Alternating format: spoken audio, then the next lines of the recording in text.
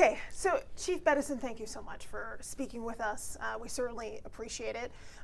The first thing I want to start with is just how you believe things are going in the city of Detroit when it comes to your law enforcement efforts and what you're seeing in terms of crime trends.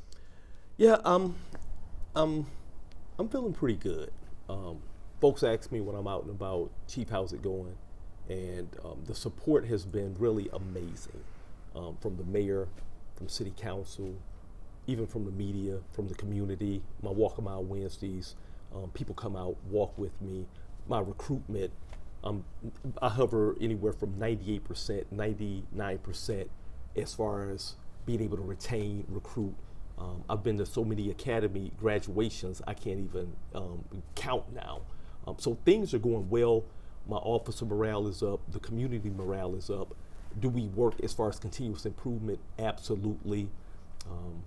So it's the amount of support that I've gotten has been really, really good. I work very closely with my federal, my state, my local, so FBI, ATF, the U.S. Attorney, Jerome Gorgon, the county, Madam Prosecutor Kim Worthy, CEO Warren Evans, the judges. So when I first came into this role as the interim, I said I was going to be the collaborative chief of police, and that's what it's all about. And so when you see me standing up talking about our historic low numbers when it comes to crime, you saw me at the beginning of the year where we were able to report out, and then just recently, about 3 weeks ago now, we reported out our third quarter crime trend numbers, and in all categories of violent crime, they were lower compared to last year at the same period in time. And so our carjacking numbers, our homicide numbers, and our case closure rate, we're solving the crimes. We're catching the individuals that need to be held accountable. Our homicide rate closure is at 67% right now. Our non-fatal shooting closure rate is at 67% right there. And so I can't remember a time during my tenure, and I've been doing the job 31 years, and I can't remember a time when we had closure rates like that. Our response time is low. We're getting to the scenes fast. I remember the time when folks used to say, you call the police, they don't come. You don't hear those stories anymore. And so the technology is there. But Hilary, I will tell you, I'm about and we're going to continue to do more and more to make Detroit one of the safest big cities in America. What do you think your overall data is attributable to? And then I want to jump into specifically the closure rates, but why do you think you're seeing a reduction in violent crime, and what do you think has been the biggest factor in that? It's because we do so much, but I will tell you something that really just jumps out is community violence intervention. During my brief role as deputy mayor, we had the opportunity to put out funding availability opportunities to community groups that we knew had been out there for years doing it for free, but with the American Rescue Plan Act dollars, we actually put out grant awards of up to $10 million of that. And we had 25 applications, 6 groups applied. You were there from the beginning, when the mayor announced it as state of the city, but we ended up with 6 groups, and in their 3 to 5 square mile area that they were responsible for, with homicides and non-fatal shootings, because that's their report card, they're graded on those 2 categories, we saw reductions on top of the citywide trend of reductions. So they beat the citywide trend. If the citywide trend was 30%, they were coming in at 70% reductions. They had hot spots of where homicides and non-fatal shootings were happening. Over in the Warrendale area with Force Detroit, for example, they basically cleared up their whole hotspot. And so Mayor Duggan became a believer. I'm a believer. I think now that the community overall has seen the results, they're believers as well. I even have my precinct commanders who don't have a CBI zone saying, I need a CBI zone like those other commanders, because it helps with the overall reduction of violence. Now, I've looked at some of the CBI data, and it is sometimes mixed. So, I did an interview with the city, just trying to understand how they are looking at their data, how they interpret it, because sometimes they put out the numbers and then they revise them after they figure out, if maybe a homicide was justified or self-defense or something like that. And we have seen times where, say, particular groups like Ray Winans' group, Friends and Family, was seeing an 83% reduction over the course of a quarter. We've also seen times where the quarter comes back and maybe one or two of the CVI groups are seeing a reduction, but others aren't. So are you seeing definitive data, and at the time the city was still trying to kind of collect this, that indicates that what they're experiencing year over year is indeed a decline in violent crime in those areas? I believe so. I believe so. I mean, it's still early, but as we continue to go and you look across the country when it comes to community violence intervention, some cities have shown reductions, others haven't. But I think what we have special in the city of Detroit is that geographic integrity, where we keep you in that same area and you get an opportunity to stick and stay and put in wraparound services and really identify the 1% to 2% of individuals that are driving the violence. For example, Detroit Friends and Family, Ray Winans and his individuals over there, gang area, and I never mention the gangs by name. I'm not gonna give them credit like that. But what I will tell you is they successfully have got the right individuals, been able to pivot, adjust their plans, and stop retaliatory type shootings. I know that it works.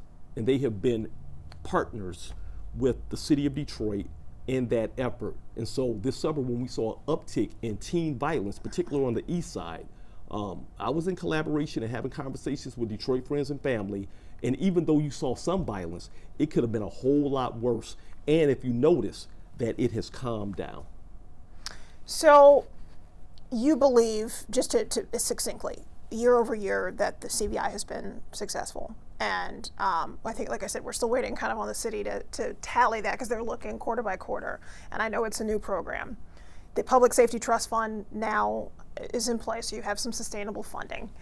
But even in a roughly $81 billion budget and what's been set aside for public safety, dollars are finite. So is it the right move to fund CVI groups as opposed to funding more detectives, more cold case detectives, more collaboration with the feds on evidence analysis? If you have to choose between the two from a paradigmatic perspective, which is more important to you? So I am so glad you asked that question. And I'm not just saying that. A lot of times during interviews, people say, I'm so glad you asked that question.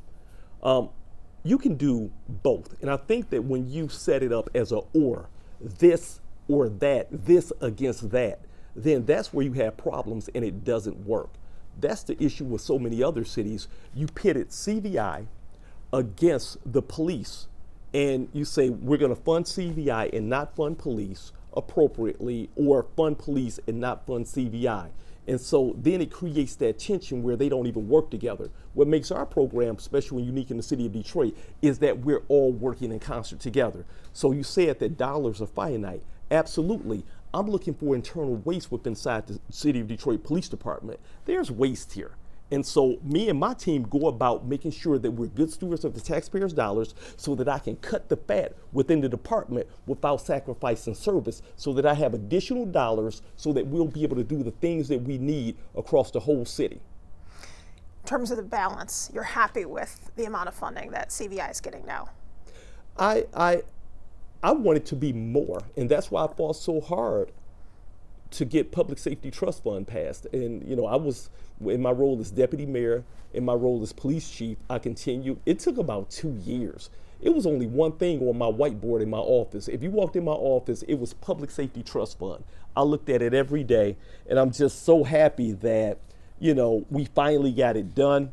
The state, and I give so much credit to so many, but the state got it done. The city of Detroit will get $10.5 million for the next fiscal cycle to be able to invest. And Mayor Duggan and Council President Mary Sheffield and the other council members are all on board to create an Office of Violence Intervention. And then also, they're gonna dedicate half of that $10.5 million to CVI. And so it's doing the and.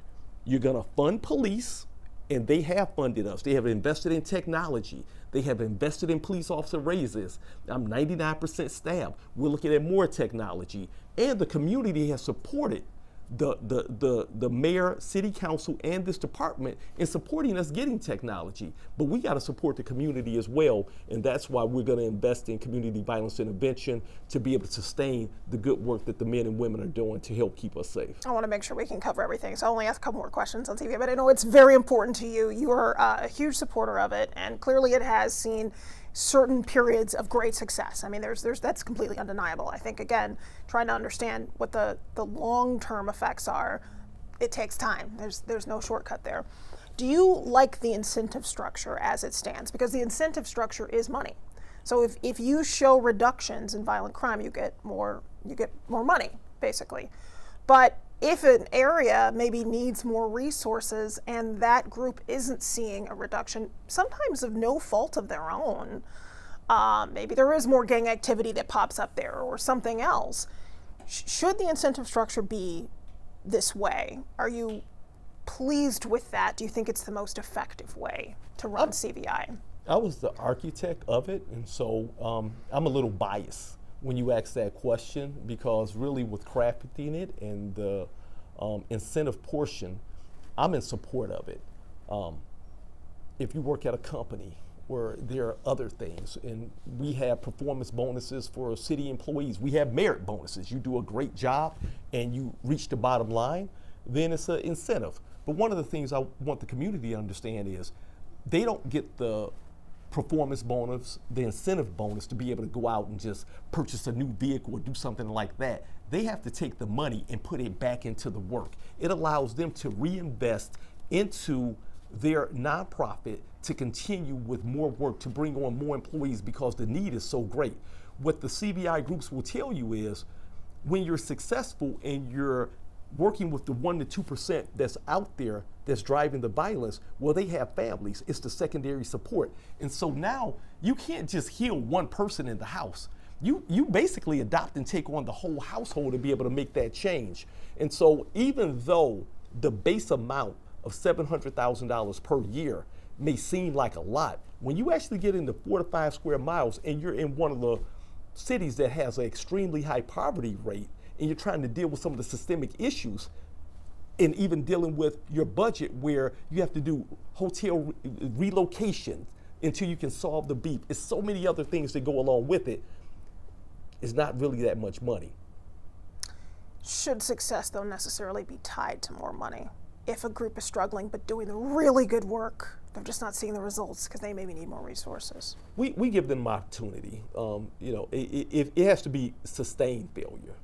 And so we understand that a couple quarters, 3 quarters, you're not seeing the results, okay. But we have to be able to see improvement. You have to be moving the needle. You can't backslide. And so it's some things that you can look at and we can all agree that it's not working, and it'll be some other structural problems with the group that may cause their contract to be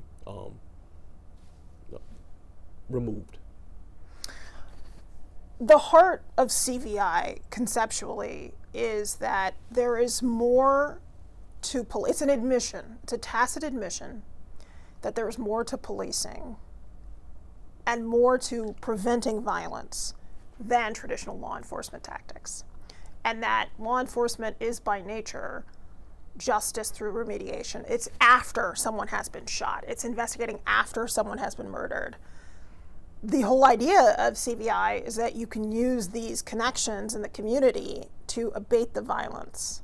So more broadly, I wonder if we're having enough of an honest dialogue about the role that cultural factors play, that poverty plays, that lack of education plays. It's unreasonable for us to expect the police to prevent homicides if someone is a terribly broken person, maybe, and is now living out their trauma. That has nothing to do with policing. Do you think we're getting to the point where we're having more honest discussions about this? I do.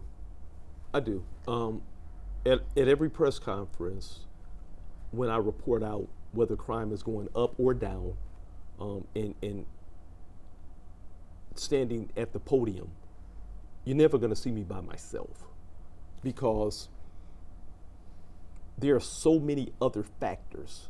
You have judges, you have our community, you have pastors.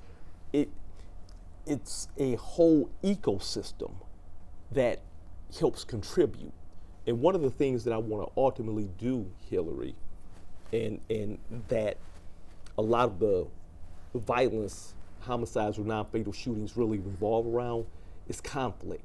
And so with community violence intervention, they address the disrespect and the conflict, but ultimately, what about the areas where we don't have a CVI group?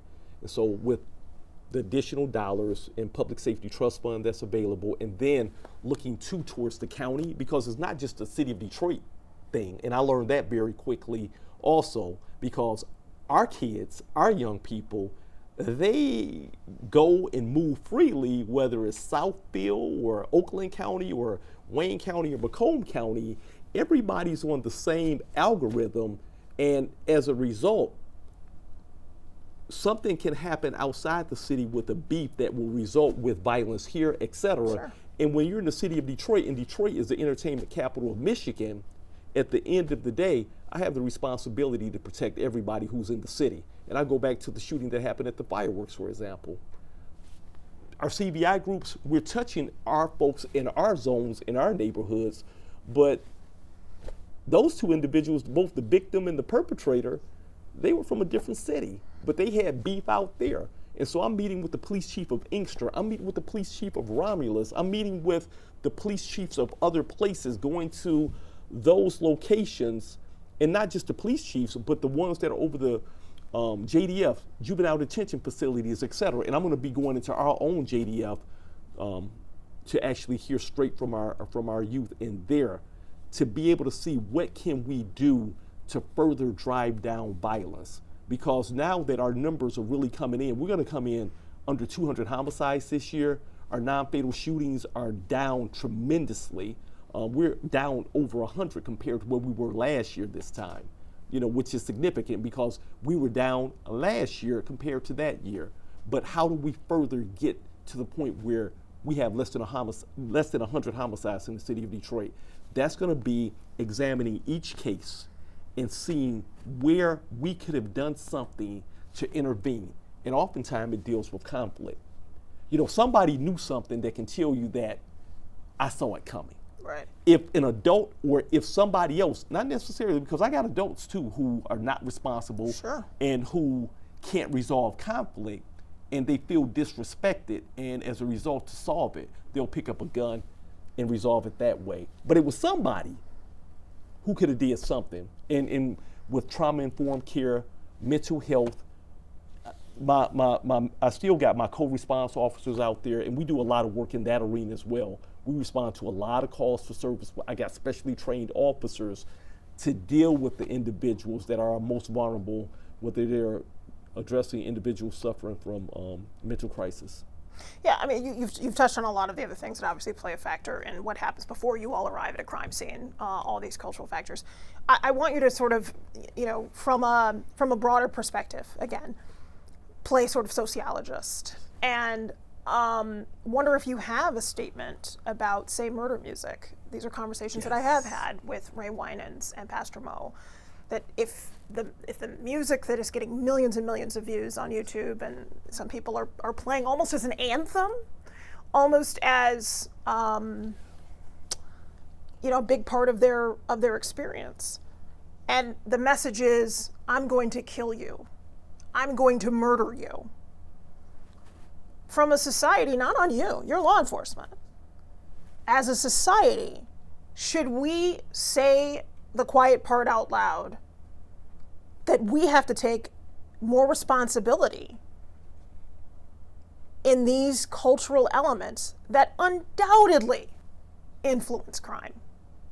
Yes. The murder music, the drill, or whatever name you know it as, is absolutely horrible.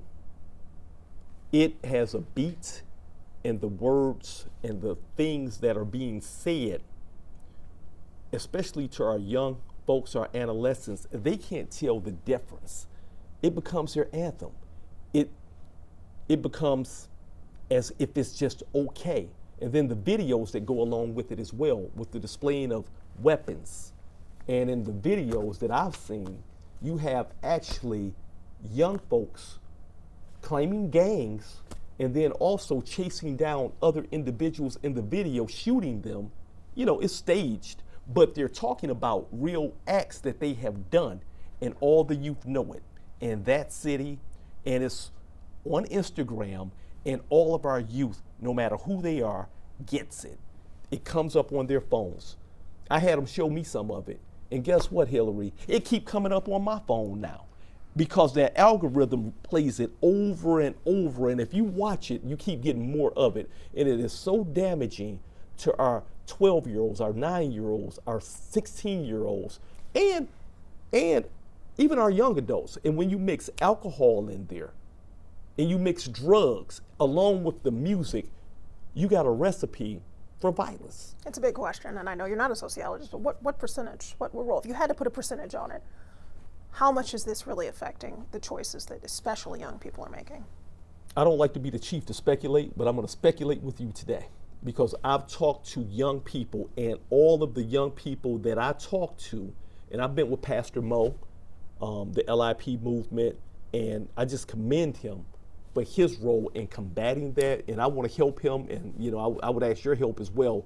But the young kids that I talk to who listen to the drill music, the murder music, who get that on their feed, they say that's what drives them. So I would say 80%. 80%. Why are people so afraid to be honest about the effect that these things have?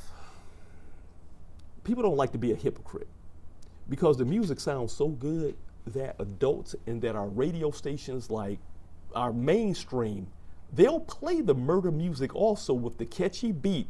And the parents a lot of times really don't even know what some of the stuff is saying. When they're talking about, you know, I whoop you with the switch. There was one lyric, you know, I'm gonna whoop you with the switch. They're not talking about like a switch like when I was a kid, when they went and pulled it off the tree and they whoop you with that. They're talking about a Glock switch, and when they let it loose, some of them got a 30-round clip, and I have shot a machine gun before. All 30 rounds will come out in like 3 seconds, and it makes a sound like brick, and you're empty, but 30 rounds have just went downwind, and that's how we get innocent folks shot and killed. Yeah. And they're prevalent. But I will say this. I call my partners, my friends, and U.S. Attorney Kim Worthy, Wayne County Prosecutor. They have been there, and we're holding individuals accountable. And oftentimes we talk about the teens. I just got a message to the ones that are 30. I got a message to the ones that's 25, to the adults who already been to prison, know what prison is like. They don't want to go back to prison. So now, you know what they do? They actually hire and influence juveniles to do crimes. So we're coming after you too. What's your statement on the National Guard and conversations that seem to continually pop up now that President Trump has deployed the National Guard to certain areas? What is your position on this? I think we got the winning formula in the city of Detroit. Our crime continues to go down. We're working with the federal partners. If you go look at my press conference that I had and reported the numbers going down from 2022 to 2025, my homicide numbers are down 41%. Non-fatal shootings are down 50% from 22 to 25. Just from last year, they're down another 22%. Carjackings down from 22 to 25, 67%. If I go back to 2013, my carjacking is down 88%. What we're doing in the city of Detroit is working. We got to do more. We're going to continue to do more. But working with our federal partners, and when I say federal partners, I'm talking about the FBI. They're right here for us. We're federally prosecuting individuals, getting those persons that are in violent groups and gangs off the street, the ones with the Glock switches. That's sustainable. The National Guard, we don't need that. Not in the city of Detroit. You don't want the National Guard No, here. no, don't want it, don't need it, and it's not sustainable. look at Detroit as the model. That's what you should do, because we're getting it done. To your knowledge, have there been any serious conversations with the White House about bringing the National Guard here to Detroit? No, and I think if it was, I think that somebody would have called me, but no, not at all. All right, let's move on to facial recognition technology. I want to get to the drones, which is like the big thing, the breaking news that we want to make sure we cover. But facial recognition technology has certainly been evaluated Yes. in many big cities. There have been several amicus briefs filed by the ACLU on behalf of people like Portia Woodruff, who had a mistaken identity as a result of the interpretation of facial recognition. So. First of all, are you happy with the current iteration of Detroit's facial recognition policy? Yes, yes. We have tweaked it, we have adjusted it, we have enhanced it. It's a very, very strong policy. And if a member intentionally violates our policy, they can be terminated or get a lengthy suspension. And so I hold individuals strictly accountable for that. We have one of the most stringent policies in the country when it comes to the use and how, when you're authorized to utilize facial recognition. We only utilize facial recognition for a violent crime, something that is of a violent nature. So property crimes, individuals thinking that, hey, if I go into a gas station, are they looking at me utilizing facial recognition? If I got warrants for child support, are they gonna pick me up? No. I've had citizens beg us to use facial recognition. For example, everybody has a Ring doorbell camera. If somebody breaks into your house and you see their picture and you don't know who they are, and you want to know who they are, because it's not a violent crime, you weren't home, it's not a Part 1 home invasion 1, I still can't even use facial recognition for that. Will not deploy facial recognition. I can tell you that facial recognition has been a tool that we use to help give us an investigative lead, but we still have to have corroborating evidence on top of that before we can get a warrant and before we can go any further with it. Do you believe that the extant facial recognition policy in Detroit means that there will be no other false pings of people who are clearly innocent of the crime but were wrongly identified? I can never say never, and I never will say never. We put things in place and we adjust, but I believe that the probability of it happening is very, very small. But if I have somebody that intentionally violates our policy, I have over 3,000 people who work for me. And with that being said, sometimes you can have somebody who, violates the policy, but you can rest assured that I will hold them accountable and that we put everything in place to ensure that we protect our citizens in the city of Detroit. What effect do you think green light cameras, and now the more ubiquitous nature of green light cameras, is, what effect does that have on the reduction in crime? A lot. So can you quantify that with any metrics? I would say that green light was created back in 2015. We brought it online, and I'll give Chief Craig a lot of credit. At that point, we were like Carjack City. We had over 700 carjackings a year. And one of the things that was occurring is, folks were talking about, can you go to a gas station at night? Don't stop, don't go.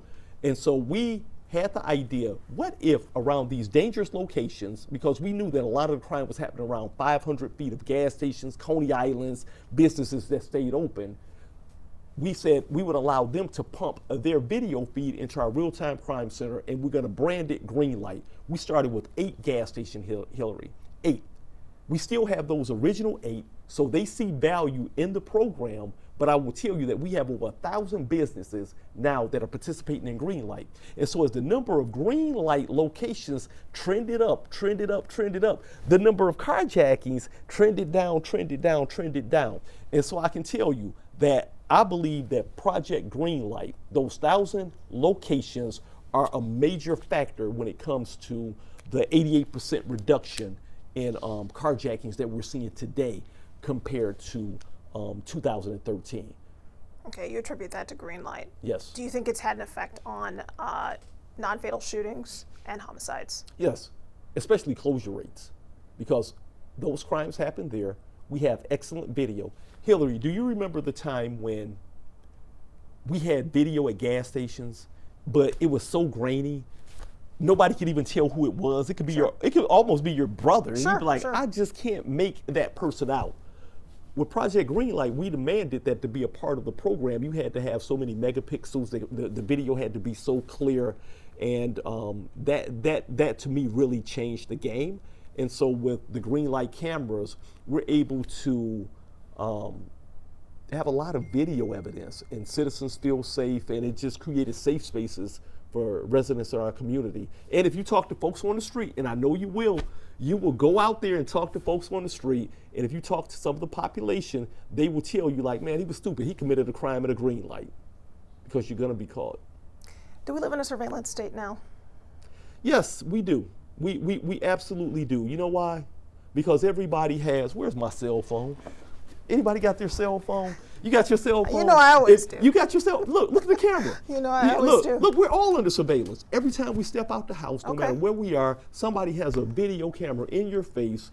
It's Ring doorbell cameras. 10 years ago, it wasn't a Ring doorbell camera. You're just walking down the street. Camera has. The difference is though, Chief, I have control over this camera. It moves with me. Right. But you don't have control over somebody else's camera. But the green light cameras are, in some ways, you could make a cogent argument, an extension of the state. Because as you said, although you have a hybrid model here, where some own the cameras and some rent the cameras from you, the video all gets fed to law enforcement. So is this an extension of the surveillance state by specifically the city of Detroit? And out where I live in the suburbs, although I grew up in Detroit, I don't have nearly as many cameras that are monitored real time by law enforcement.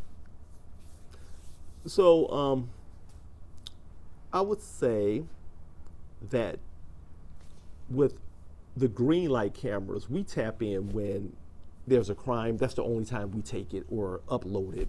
We don't own it. The actual video footage is in a cloud, and the actual business actually own and have access to the data. Okay. We access it when we need to, when it's been a crime committed. So I just wanted to make that small clarification. But some could say or feel like, I'm under surveillance. But when you go outside, the real question is, and you present your face to the world, you give up your expectation of privacy. You're out and about. Your face is displayed. So you don't feel like we're in more of a surveillance state in the city of Detroit and other urban communities that have similar programs, as opposed to places where there isn't this real-time monitoring, which has its upsides, of course. But the downsides are that the law enforcement might be watching you as you walk into this gas station. Well, Detroiters, many Detroiters are glad. They want us to watch because they were demanding and also want, because I'll tell you now, and you could even ask some of the folks on the street and some of the activists, when we were having a lot of freeway shootings and a lot more stuff happening on the freeway, because they felt, to your point, that with all the blinking green lights, that we would see you commit a crime on the top side. So the freeways were dark. Well, I'll let you know, Hilary, we have our license plate readers, and thanks to grants from the state of Michigan, we now have video cameras where we can watch on the freeways. So if you're committing a crime on the freeway now, we have that lit up too. So to your point, if you want to say it's a surveillance state, I'll give you that. Okay. Is it the price? And again, I always like to pull back and think about it just sort of from kind of the overarching perspective. Is this just the price we're going to have to pay for security and safety in this era, especially in urban settings? Is this just the model? It's the new model. And I wouldn't say just urban settings. I mean, crime happens all over. Of course. And everyone looks for video. And folks actually demand it. They want it. And that's the first thing people look for. If I'm the victim of a crime, I hope somebody caught it. I hope and pray that somebody caught it, so that we can get the person who hurt me or hurt somebody that I love. Yeah. All right. Let's move on to drones. Yes. Let's move on to drones. So tell me what you know. The most open-ended question: what's happening in Detroit with drones? Do you expect them to be coming as part of your law enforcement efforts? Absolutely. We need them. I think that the public would demand that we have them. They would expect that we have them, and we don't now. But I want to make sure that Detroit, I get the best. And so one of the best models out there now is called First Responder Drone. And so everybody can look it up and Google it, because I want to do stuff transparent, and I want to make sure that everybody understands what their taxpayer dollars will get them. So a first responder drone is when you call 911, the drone pops up, and the drone can actually get there at a high rate of speed even before we get there. So some cities already have them. So I like being number one, I like being first, but I can say that I feel like I'm losing a little bit now. And so I gotta, I think Tampa's coming online with their first responder drone. I even heard Taylor got first responder drones right down the street. So we need our first responder drones, but to give you an idea, if it was a situation where somebody said it was a shooting that just occurred in a location, first responder drone pops up, goes to the location, and is able to have video and allow the officers, as they're responding, to have eyes and see exactly what's going on. I have another example where, talking to another agency, they said that a caller called and stated that it was two men breaking into the rear of a house with guns. First responders drone responded to the location, saw, and was able to report back. They could see on the feed that it wasn't two men with guns. It was two children, like an 8 and 9-year-old, in the back with toy guns playing outside. The neighbor had called in thinking it was two individuals breaking into a house with guns. Can you imagine the different type of response that from the officers now that they know it's children with toy guns versus two armed, considerably dangerous individuals? A way to prevent a Tamir Rice kind of situation. Yes. So that's the wave, and it can really make a tremendous difference. So technology has also contributed to lower homicides, lower non-fatal shootings, and a higher apprehension rate. What's the timeline? Do you think you'll have them, and how many? It depends on the RFP. So we're going to put out the request for proposal. We're going to go and do it by the books, and we'll see exactly what we get. But I would say probably within the next 8 months. Okay. Yes. That you expect to have the drones here working in the city of Detroit. Yes. As part of your law enforcement effort. Yes. Any idea on how many? That I don't know yet, but enough. Enough.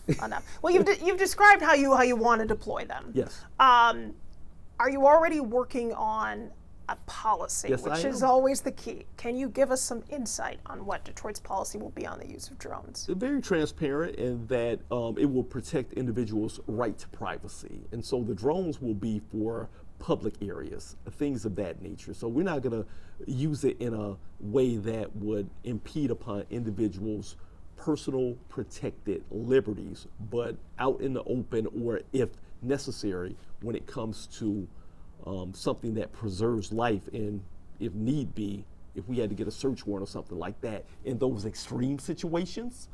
But our policy will address all of that, and of course going through our Board of Police Commissioners and ultimately getting signed off by City Council with the contracts, the new mayor, whomever that'll be, but just by the numbers. Do you think it's reasonable for drones in the investigation of some alleged crime to be on someone's property but not in their home without a warrant? It depends. And so it's hard to say with the hypothetical, but my primary concern is, first of all, first responder drones, and when a 911 call is made, and being able to get them there ASAP. You mentioned Tampa. Is there a city that you look to that you think is the particular model for what you'd like to see in the city of Detroit? I'm still doing my research on that. Looking at the best practices, and so I hear Philly has some and some other places. And I'm actually going to take a road trip and go there as well. Yeah. I like to actually see. I'm going to talk to the residents, and who knows? Well, Maybe you'll go also. Okay, sounds good. Has anyone, and I just like to get these things on the record, have you put this information out there yet that this is a plan of yours? With you. I want to understand something that occurred. It broke on Fox 2, this UD10 form. Okay.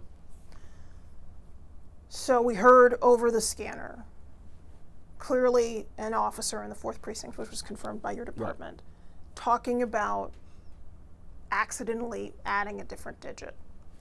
What have we learned since our last conversation with the police department about what was going on here?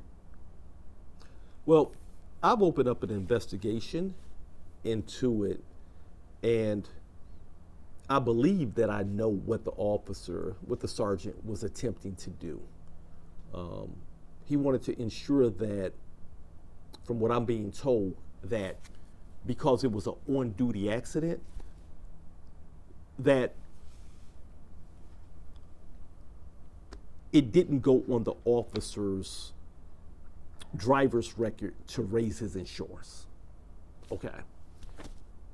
His method for trying to accomplish what he was trying to accomplish was wrong. It's already something in place for that.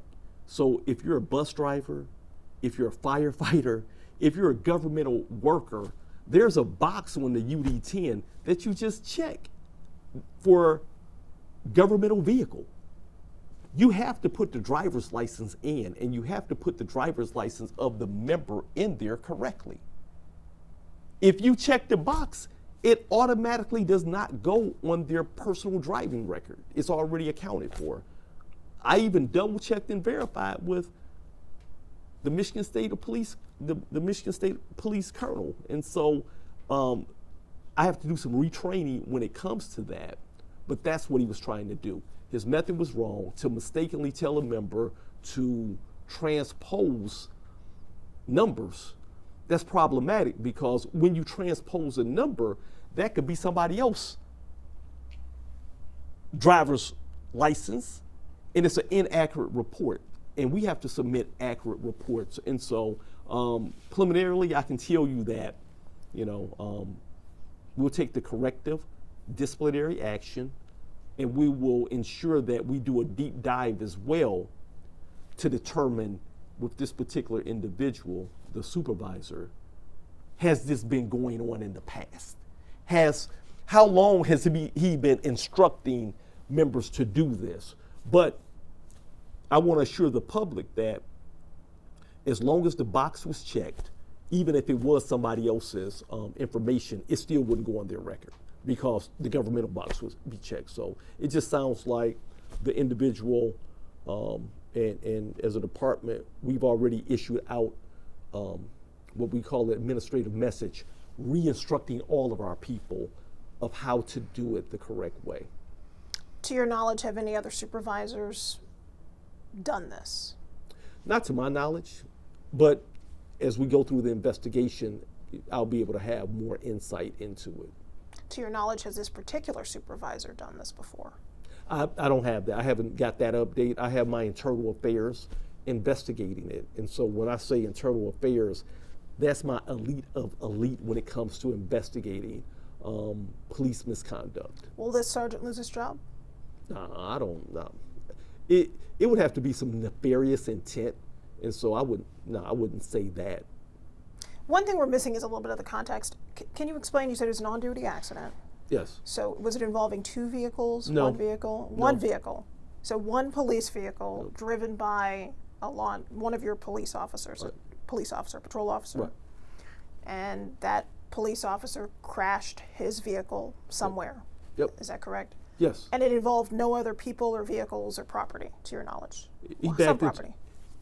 He backed into a pole or something, backed into something. And so, believe it or not, it happens, it does happen, backing up. He backed into something like a pole, from what I understand, no injuries. And it was a sergeant who gave some bad information. And so that information was given when the sergeant sent someone out, one of your law enforcement officers, another one, to take the report. Is that correct? Yes. And so when that officer went out to take the report, that is when we heard the broadcast, Yes. and he made the instruction to the other Yes. officer.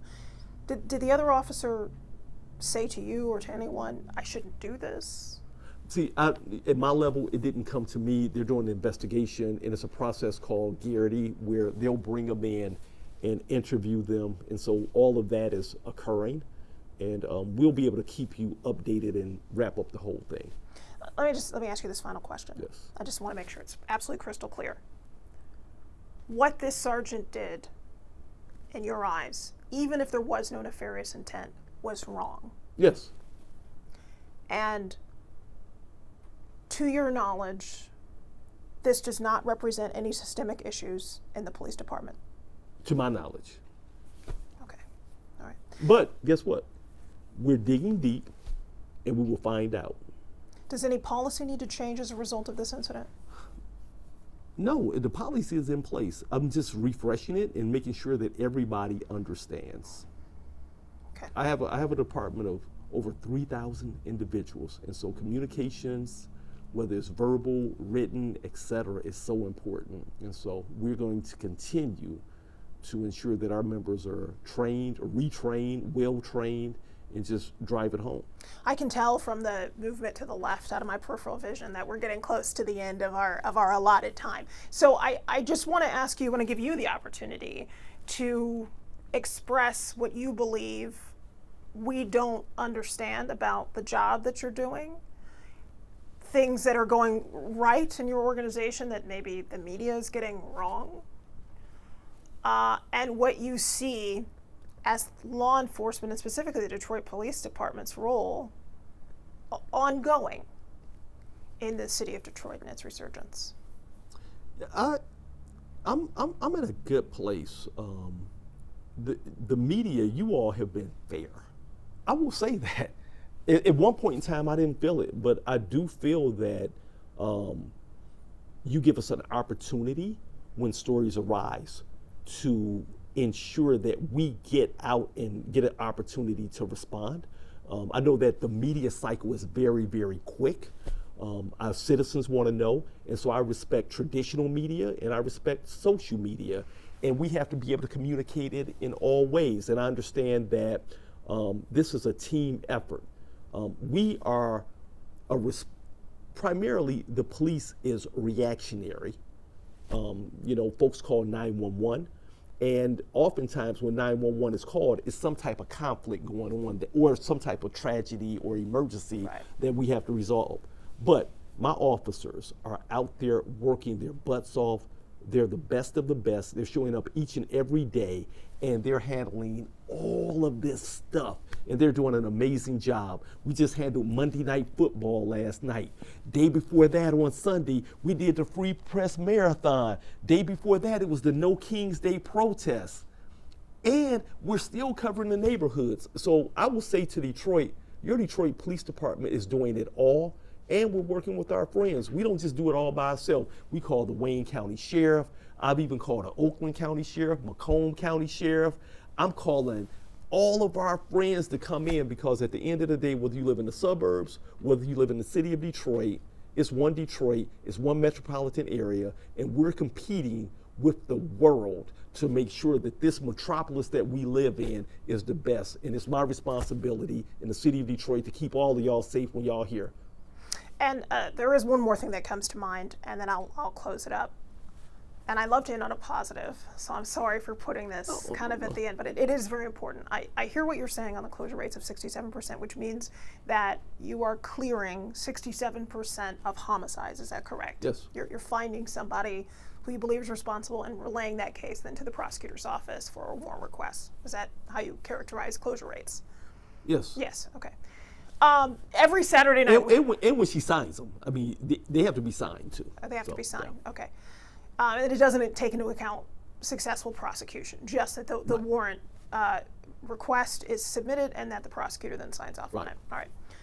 Every Saturday night, we're talking to family members who have these outstanding cases, literally every Saturday night for our Crime Stoppers case. It's a partnership that we have with Crime Stoppers to bring these old cases to light, to hopefully shake loose some leads. Something, to be honest with you, that I hear far too often is, I can't get in touch with my detective. The overwhelming majority of these cases are Detroit. There have been no more leads. I can't get anyone to call me back. I still don't know who killed my son. I still don't know who killed my daughter.